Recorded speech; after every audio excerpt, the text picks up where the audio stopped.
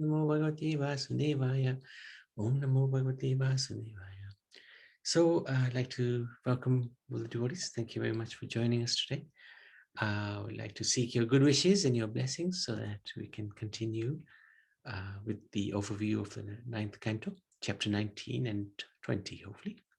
So this is the verse number 24 from chapter 19.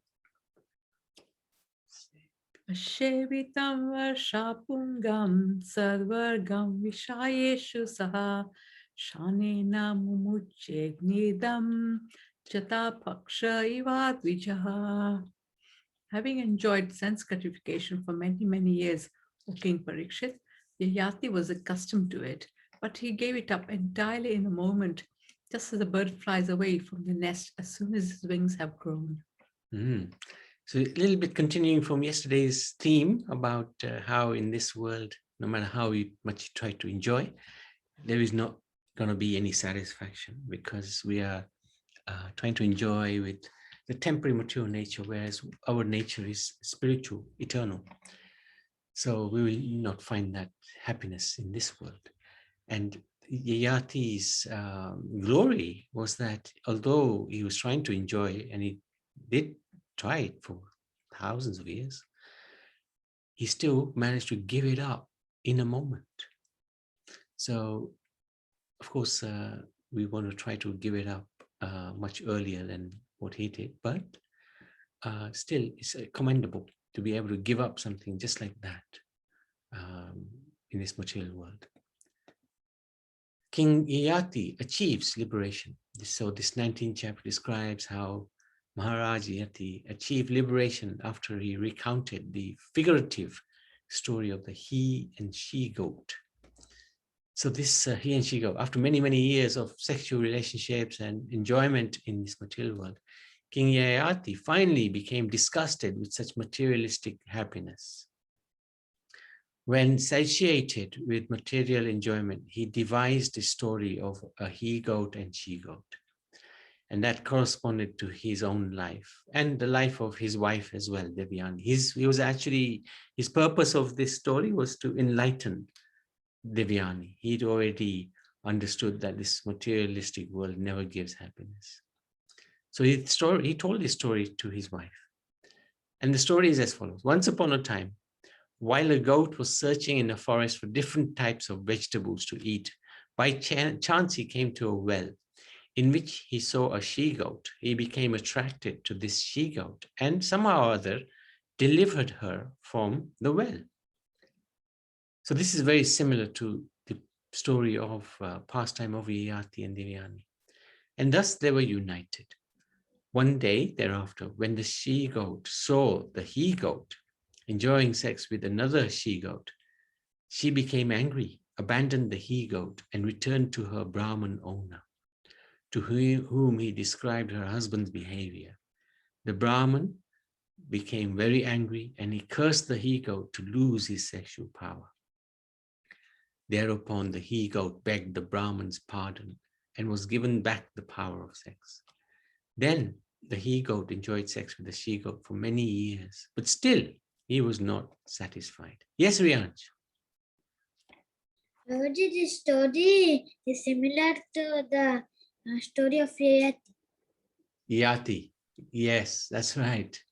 It's a mirror. It's an exact mirror. He was just trying to convince Devyani because he was already convinced.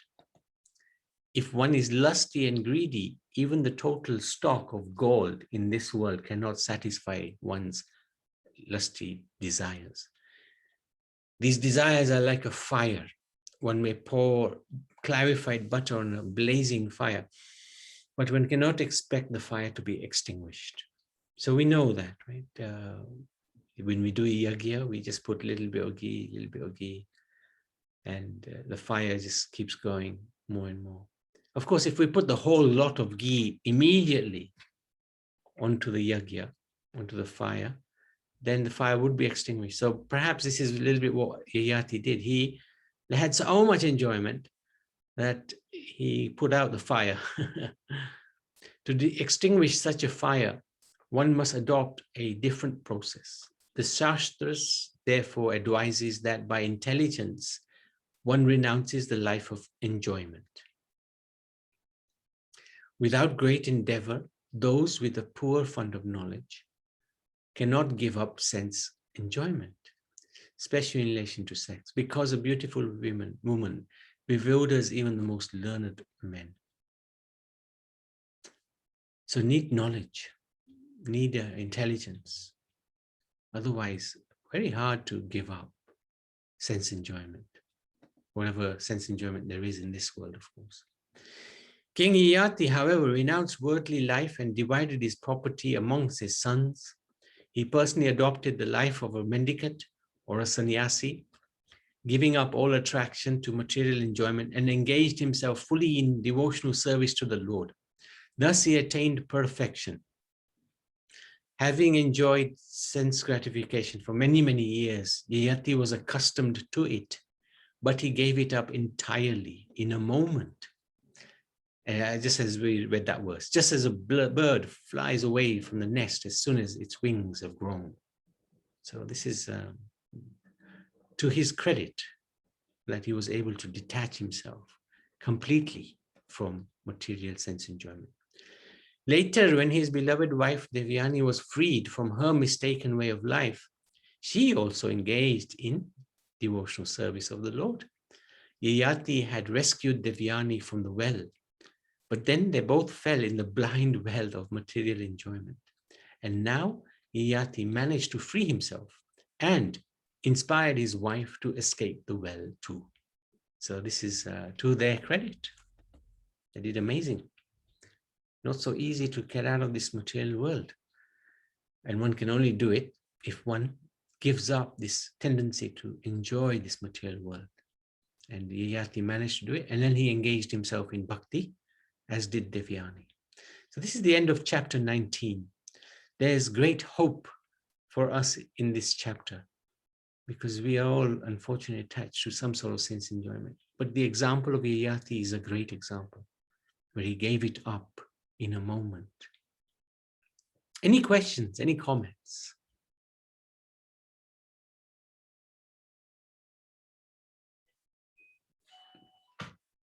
Okay, let's go to chapter 20. Okay, Sa Shamrat Loka Palakyam Aishwarya Madhairat Shiyam Chakram Chashkalitam Panan Mruseti Pararamaha.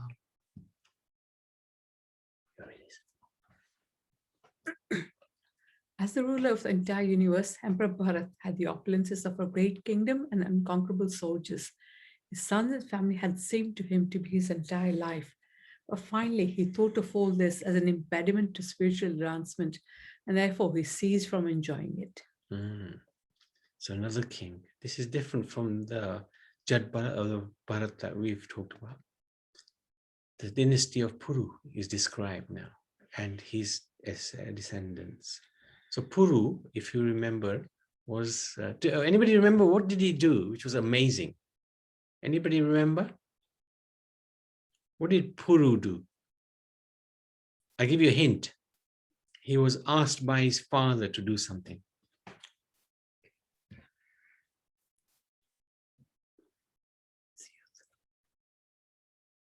His father asked his brothers. He had 4 other brothers, and they all said no. No, they will not take the old age. But And what did Puru say? Yeah, well done. They will take the old age. Yeah, good. So the son of Puru. So then Puru, what happened to Puru was that after Yayati gave up the kingdom, he gave the kingdom to Puru. And Puru ruled. He didn't give it to any of the other sons. The son of Puru was Janamejaya, and his son was Prachinav. Oh, this is your field now, isn't it? The sons and grandsons in the line of Prachinaman, one after the other were. Go on. Pravira, Manushyu, Charupad, Shuddhyu, Bahugava, Samyati, Ahamyati, and Rudrashva. Rudrashva had 10 sons, Ritya, Kakshayu, Standilyu, Kritakyu, Jalayu, Sanateyu, Dharmayu, Satyayu, Rateyu, and Vaneyu. And the son of Riteyu was Rantinav, who had 3 sons, Sumati, Dhruv, and Priti Ratha. The son of Apriti Ratha was Kanva, and Kanva's son was Medatiti. The son of Medatiti, headed by Prashkana, all Brahmins. The son of Rantinav, named Sumati, had a son named Rebi, and his son was Dushmant. So there's a nice picture here. There you go. This is the line of Puru, all the dynasty, and loads of children here. And then the line carried all the way down to Dushmanta, and that's who we're going to talk about now. The marriage of Dushmanta and Shakuntala. Anybody know who Shakuntala is? Tough. This is a really tough question. I saw this story, but I don't know. Her father is a great sage. Vishwamitra Rishi. Well done. Umadevi, Jay, well done. Very good. How did you know that? Vishwamitra Rishi married in Menika, you know. Menika, Yes, The daughter was yeah, well done, well done. While hunting in the forest, Dushmanta once approached the ashram of Maharishi Kanva when he saw an extremely beautiful woman and became attached to her. That woman was the daughter of Vishwamitra. Her name was Shakuntala. And her mother was Menaka. Now, Menaka was an Aspara who had been sent by Indra to seduce Vishwamitra. And it worked. She did. And they had a daughter. Vishwamitra left immediately. And Menaka also left her in the forest. So the forest became their father and mother. And then there was the Rishi, Kanva, founder. He brought her to his ashram and he raised her and maintained her. When Shakuntala accepted Maharaj Dushmanta as her husband, he married her according to the Gandharva Vidhi. So there's many vidhis. Gandharva Vidhi is simply you exchange garlands and that's the end of that. Very simple procedure. Shakuntala later became pregnant by her husband who left her in the ashram of Kanva Muni and returned to his kingdom. In due course of time, Shakuntala gave birth to a Vaishnava and a powerful son who would catch a lion and play with it. The son, later known as Bharat, was partially an expansion of the Supreme Lord, very powerful soul. Dushmanta, having returned to the capital, forgot what had taken place, or he couldn't admit to it because Shakuntala was an unknown lady, and it would have looked not so good on the king if he had said, yes, you are my wife. And so he denied even knowing her. So when Shakuntala approached him with the newly born child, Dushmanta refused to accept them as his wife and son. But then an unembodied voice spoke from the sky as an omen and was heard by everyone present. The voice said, "O Maharaj Dushmanta, a son actually belongs to his father, whereas the mother is only a container. Shakuntala is speaking the truth. Therefore, maintain your own son and do not insult her." So then the king, when that omen, that voice came, he accepted. Yes, this is my wife, and yes, this is my son as well. After Maharaj Dushmanta's death, Bharat, the son of Shakuntala, was enthroned. He performed many great sacrifices in which he gave great riches in charity. So these are a list of the different things he did. He was an amazing king. It was a partial expansion of the Lord. He became emperor of the world, partial representation of the Lord. He had the mark of Krishna's chakra on his right palm. He had the mark of a lotus roll on the sole of his feet. He was enthroned as emperor by Abhishek. He performed 55 horse sacrifices on the bank of the Ganga and 78 horse on the bank of the Yamuna under the priesthood of Bhrigu Muni. He established the sacrificial fire on an excellent site, and he distributed 13,084 cows to each of the thousands of Brahmins. That's a lot of Gomatas. He bound 33,000 horses for those sacrifices and astonished all other kings. He surpassed even the opulence of the Devatas, for he attained the supreme Guru, Hari. In his Masnara sacrifice, he gave in charity 1.4 million elephants with white tusks and black bodies, covered with gold ornaments. No one can imitate his wonderful activities in the past, nor will anyone be able to do so in the future, just as one cannot approach heaven by their arms. He defeated or killed the Kiratas, Hunas, Yavanas, Paundras, Kankas, Kashash, Shakas, and the kings who were opposed to Brahminical culture, Abhamanya. He rescued all the wives and daughters of the demigods from the clutches of the demons who took them to Rasatal. He provided all necessities for his subjects on this earth and in heaven for 27,000 years and distributed his soldiers in all directions. He renounced his opulences, kingdom, unconquerable soldiers, family, thinking them impediments in spiritual advancement. So this is the power of this amazing personality. Maharaj Bharat had, I think it was three wives, who were daughters of the king of Vidarbha. When all three of them bore children who did not resemble the king, these wives thought that Maharaj Bharat would consider them unfaithful queens, and they rejected the children. In fact, they killed the children. They killed their own sons. It's really incredible. The king, his attempt for progeny frustrated in this way, performed a sacrifice named as Marutstoma to get a son. The demigods, known as the Maruts, being fully satisfied with him, then presented him a son named as Bharadwaj. There's a story about Bharadwaj. How did he come about? So before Brihaspati, he became attracted to his brother's wife, Mamta, who at that time was pregnant. So Brihaspati also impregnated her. Who already was in that womb, his name was Dirgatama. He protested, but Brihaspati cursed him to become blind. And he forcibly discharged semen into the womb of Mamta.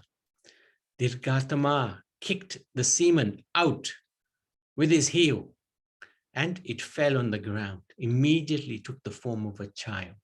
This is the potency of Brihaspati's semen. Mamta very much feared being forsaken by her husband, who was the brother of Brihaspati, for giving birth to an illegitimate son.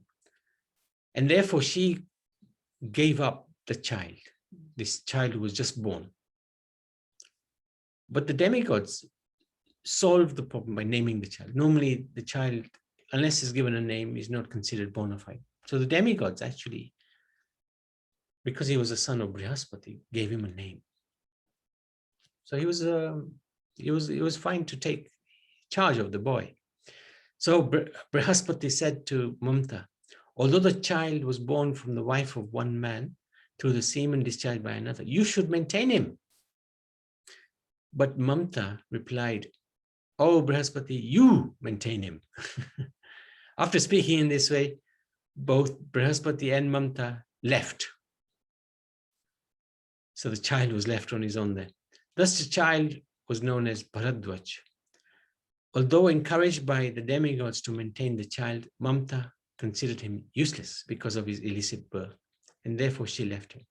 Consequently, the demigods, known as Maruts, maintained the child, and later they gave that child to Maharaj Bharat when he performed this Marut Stoma.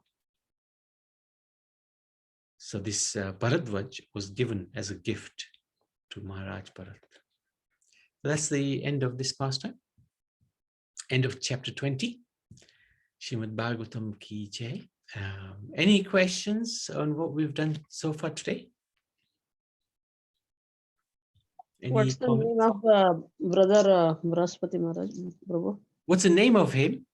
His brother, Mamata's husband. Who is that? Not sure. It isn't, I don't think it says in the Bhagavatam. But I'm sure we can find it. So he probably has got quite a few brothers. But yeah, we'll try to find it. We can have a look now, in fact. Anybody know, actually?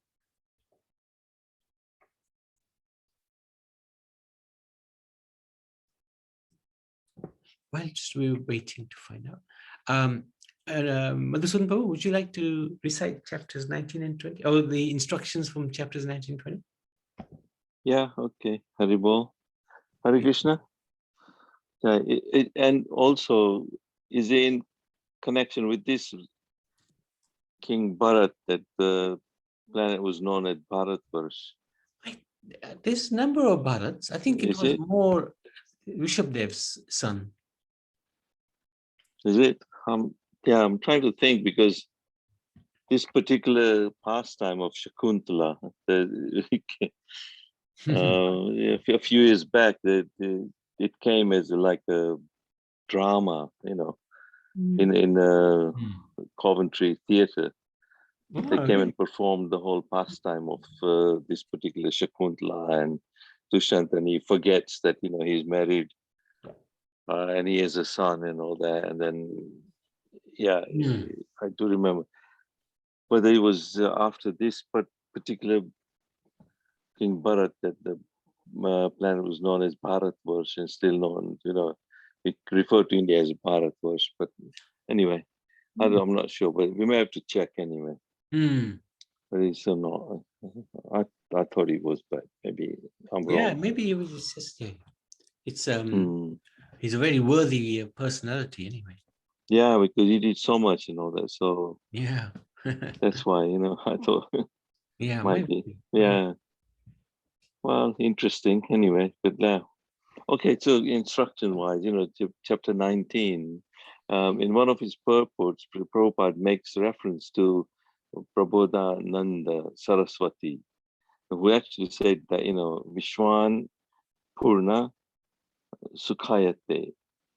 So one who becomes Krishna conscious by the mercy of Sri Chaitanya, for him, the entire world appears happy and he has nothing for which to hanker.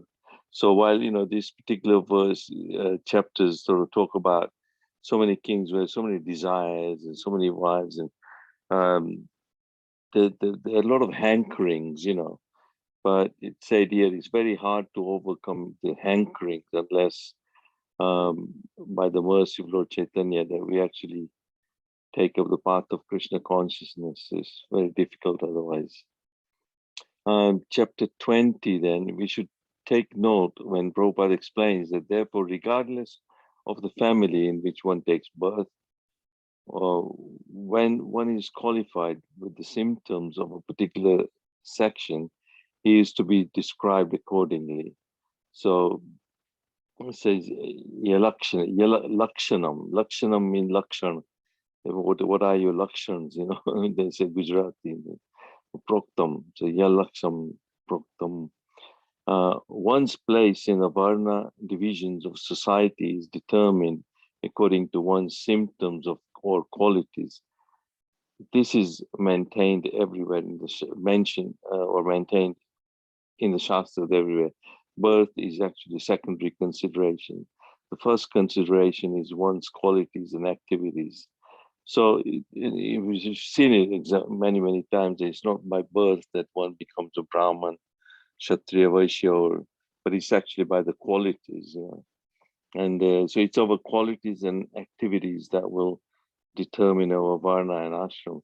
But being Krishna consciousness makes one transcend these. And so we see this, in the pastimes of so many acharyas and coming from so many different backgrounds, but they still, being Krishna conscious, transcend this varna ashram statuses and all that. Mm. Okay, yeah. Thank you so Thank much. you And very you're right. much. I've done it. You're right. It is this Bharat, after whom this Bharatvash is named. So that's good to know, because I always thought it was the other Bharat, but it's good to know it's this one. No, yeah, I thought it was, and then very interesting. It's because, like you said, listed so many different things that he actually did. Yeah. And so many. But yeah, and it's interesting because this particular play, there's some. It was a very nice play, actually, very touching, actually, and done by some South Indian or mixture of actors, all Indians, but they did it as a play itself was called Shakuntala. Yeah. Jayanti remembers reading the comic book. My Chitra book. Oh, is it? Yeah, comic book. Yeah. Nice, very nice. Yeah. Okay, thank you very much. And the name of Brihaspati is actually his younger brother. Is Uthatya. Umadevi? Uthatya.